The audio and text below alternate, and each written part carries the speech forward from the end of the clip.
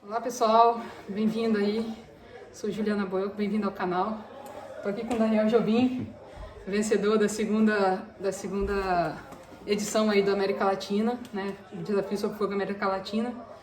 E cara, a gente está aqui no evento do Ismael Guiomar, no encontro dos irmãos coteleiros. Eu roubei um pouquinho aqui o Daniel, um segundinho só para a gente conversar um pouquinho. Aqui o troféuzão que ele trouxe aqui para casa. Era só para... A gente tem eu pelo menos gosto muito de Desafio sobre Fogo, eu tenho umas curiosidades assim, né? Eu acho que o pessoal como um todo tem. E aproveitar um pouquinho que você tá aí, né? A gente perguntar, acho que o pessoal tem essa curiosidade.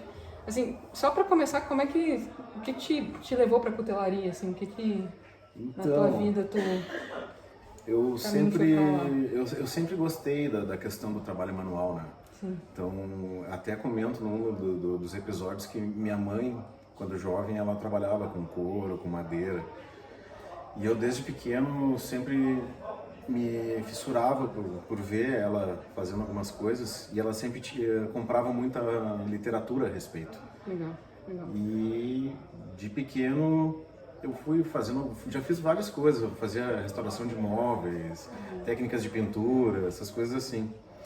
E casualmente um amigo em comum lá da cidade, Nova Petrópolis, um dia chegou pra mim, cara, tu tem que conhecer os caras que fazem faca, o Luciano e o Rodrigo. Eu, cidade pequena eu sempre, tu conhece, tu vê na rua, mas, não, legal, não, vamos se encontrar. Ele, então não, vou fazer um churrasco e vou te convidar. Beleza. Aí ele fez esse churrasco, aí tava nada mais nada menos que Luciano Dornelles e Rodrigo Espredo. Nossa Senhora. Então, assim, aquela noite foi pra mim um divisor de águas, porque, nossa, eu lembro até hoje, tipo, eu levei uma faca de mola, que eu achava linda e tal.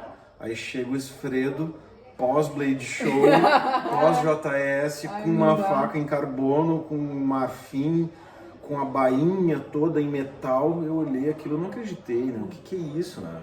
Daí tudo que tu acha que tu conhece, simplesmente Foi pro ralo abaixo, né? Eu, cara, o que é isso? Me fala mais. Então, tipo, aquele churrasco foi só para os dois ficarem comentando a respeito, falando. E se criou uma amizade muito legal. E depois disso, eles convidaram para eu ficar frequentando a oficina deles.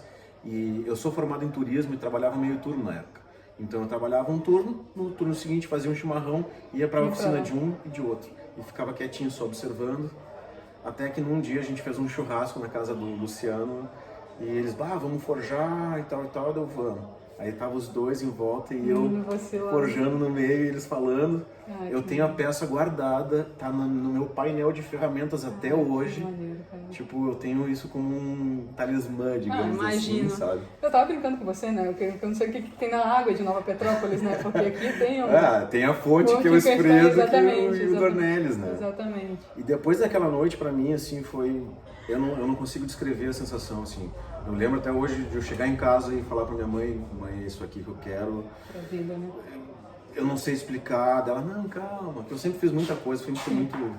Não, calma, eu assim, não é calma, eu sei que é isso. É isso que eu e quero. deu. Então, depois disso, deu acho que uns 6 meses eu frequentando a oficina deles e pedi as contas. Eu fui comprando uma ferramentinha aqui, a gente fez uma lixadeira. Aí comecei a fazer faca, tipo, aleatoriamente e tô aí hoje, né? Cara, que bacana. Participei de alguns cursos como monitor do Dornelles e o do Esfredo me deu um curso de faca de Hunter, né? Sim. Então, tipo, eu já tenho um background bem bom com eles. Fora a bacana. convivência, assim, Exatamente. que é o observar muito. E faz muita diferença, Nossa, muita mesmo. Sem dúvida, sem dúvida. Eu sou suspeito de falar, né? E tamo aí, né, até hoje. Que legal. E o que te motivou, assim, a fazer lá o Desafio sobre Fogo? Que motivou? Cara, é muito louco também, porque foi uma coisa que eu sempre... Não é que eu era contra, mas é um pouco contra os conceitos que eu prego no meu trabalho. Por exemplo... Fazer com tranquilidade. Tranquilo, bem com feito, com tempo. E ali não, aquele corre. Mas o pessoal me ligou do Risto e perguntou se eu tinha interesse e tal. Vamos aceitar um desafio novo, né? Vamos, que tipo, mal não faz. Faz, exatamente. Então, só que eu tive que fazer, tipo, a seleção e tudo, tive que fazer uma faca, filmar, testar ela, fazer algumas entrevistas também, que fez parte, né? Até ser selecionado. E daí fui pra lá e, nossa, foi experiência... Incrível, né? Eu não tenho nem como descrever, assim, muito, muito legal. Independente assim, de ter ganho ou não, mesmo se eu não tivesse ganho, olha, valeu, assim, pra vida, assim, eu vou levar pro resto da vida. As pessoas, o ambiente, aquela loucura toda, assim, tipo, na hora o cara fica totalmente estressado, mas hoje em dia, assim, sabe que chega a dar uma saudadezinha, assim, cara, muito, muito louco. Sim. Muito E o que você achou mais difícil, assim, dentro do Desafio Sob Fogo? O tempo mesmo? Teve alguma coisa ali que você... Na realidade, assim, o tempo, ele é o que mais se destaca, né? Mas se tu for ver, é o todo em si. É o tempo, obviamente. São peças que geralmente tu não tem, tu não teve opção. A finalidade de fazer, né? Tu nunca fez na vida. Esse é outro desafio e principalmente tu contra tu mesmo. Uma das coisas que eu trouxe pra mim, assim, que é a capacidade, eu já tinha uma noção da capacidade que eu tinha, mas voltando de lá, tipo, tu tem noção que a capacidade é além do que tu pensava que tu tinha. Exatamente. Sabe? A gente tava falando, o Esfredo tá aqui também, né? Então a gente tava conversando ali com o Esfredo. O Esfredo tava comentando exatamente essa parte de você se desafiar, assim, de você... Não adianta você ficar olhando foto no Instagram e falar, tá, que faca bonita, cara, nunca vou conseguir fazer isso. Não, você vai conseguir, cara. Se você se sabotar, exatamente. Sabe, já era. É exatamente você com você mesmo. Exato. É você se assumir assim, que você tem a capacidade. E não, olha, em hipótese alguma eu tô falando em questão aos outros, nada. É a ti mesmo. Isso. Porque uma das coisas que tu tens que ter em mente lá dentro, tu não pode ficar ligando porque o outro tá fazendo. Se tu ficar prestando atenção porque o outro tá fazendo, cara, tu perde tempo e acaba entrando na jogada do outro. Não, é tu focar no que tu tá fazendo e deu. E tu te dá conta que tu tem muito mais capacidade. Sem dúvida, nossa, sem dúvida. Isso foi o melhor de tudo. Eu fui acompanhando assim ao longo do caminho, eu vi lá no iniciozinho, assim, eu falei, cara, o Daniel, a hora que ele dominar o tempo lá do 3 horas, ele vai deslanchar, assim, porque... Pois é. Eu acho que ali era só o seu gargalo ali, exatamente. Foi. A primeira coisa foi o tempo e outra coisa que eu comentei com o pessoal, se tu prestares atenção no que os juízes estão te falando, nossa, eles... Dão as dicas, né? Eles te dão todas as dicas. A faca tá assim, mas poderia fazer isso, isso e isso. No início eu não dava, eu confesso que eu não dei muita bola para isso. Mas depois... da terceira etapa, na terceira etapa da primeira fase, o que eu comecei a fazer?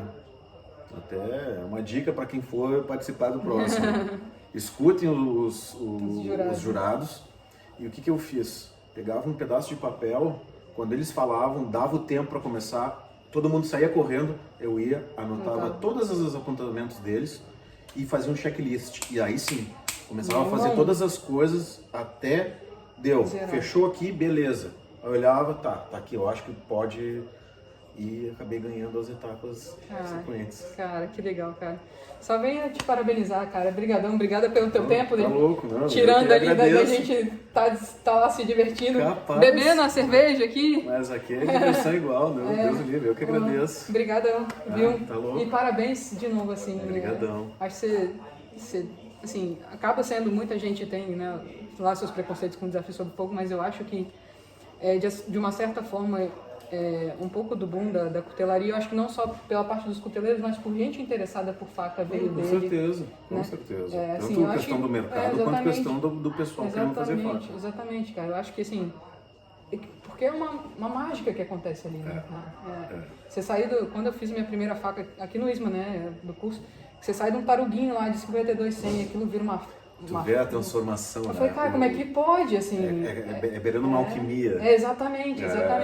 Assim, e é maluquice saber que foi feito pelas suas mãos, sabe? Isso. No início até, tu fica te questionando, fui eu que fiz, não é possível, meu Deus do céu. Aí depois já vai ao natural, tu fica tranquilo, né? Exatamente. Mas a satisfação sempre é a mesma, não sei quanto a ti, mas pra mim, desde o início até hoje, sem dúvida. A satisfação de sempre, terminar uma peça. Exatamente. Cara, quando ela vai ganhando, quando você põe cabo, quando é aquela... Até enquanto ela tá, você forjou, né, usinou e tal, mas eu acho que no momento que ela ganha cabo, assim, que você agora entende que ela é uma lâmina... Quando ela tá virando já a ferramenta, né? Ai, cara, é lindo demais. Mas é isso, brigadão, viu, Daniel? Pô, é isso, Obrigada mesmo. Gente, espero que vocês tenham gostado, um pouquinho aí do Daniel, aí falando um pouquinho da experiência dele no Desafio Sobre Fogo, e vamos voltar pra beber. Beleza. Valeu, tchau, Um abração, tchau. galera.